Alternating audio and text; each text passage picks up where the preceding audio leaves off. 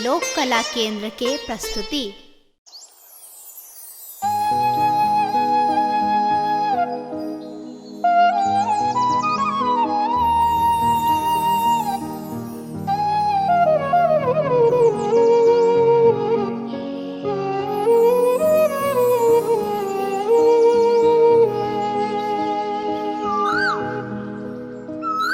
हम छी मैथिल,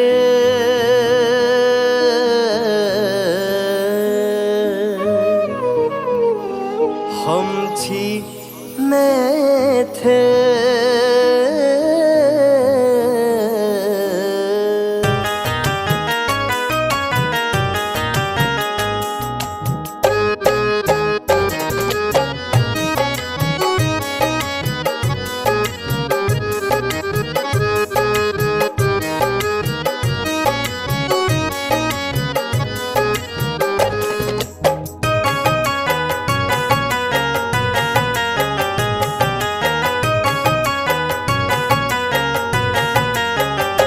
हम छी मैथिल, हमर मिथिला गाम, पाहुन श्री राम हमर।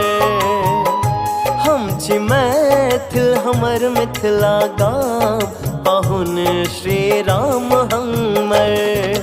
पाहुन हमर श्री राम राघवर, हो पाहुन हमर सीता बहिन।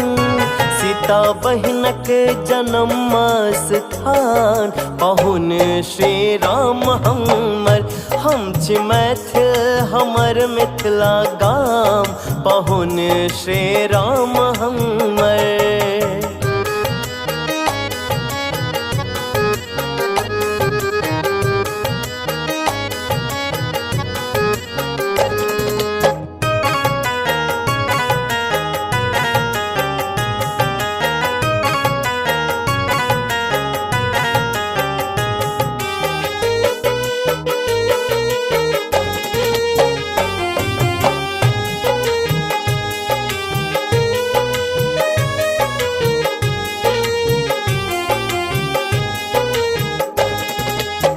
सुनब पराती नित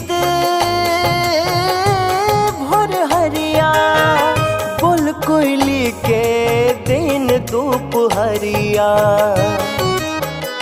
ओ सुनब पराती नित भोर हरिया, बोल कोयली के दिन दोपहरिया। बनला उगना शिव भगवान, पाहुन श्री राम हमर।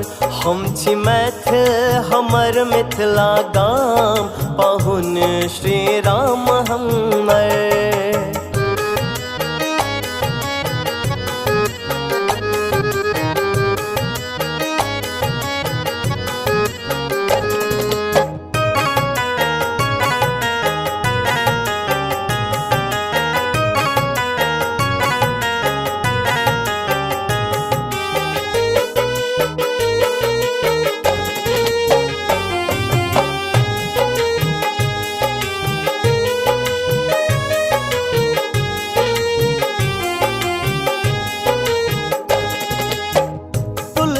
चौरा अंगने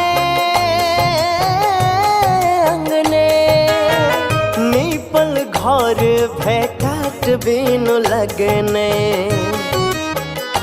ओ तुलसी चौरा अंगने अंगने, नीपल घर भेटत बिनु लगने। धोती कुर्ता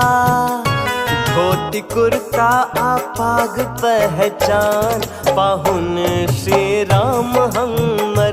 हम छी मैथिल, हमर मिथिला गाम, पाहुन श्री राम हमर।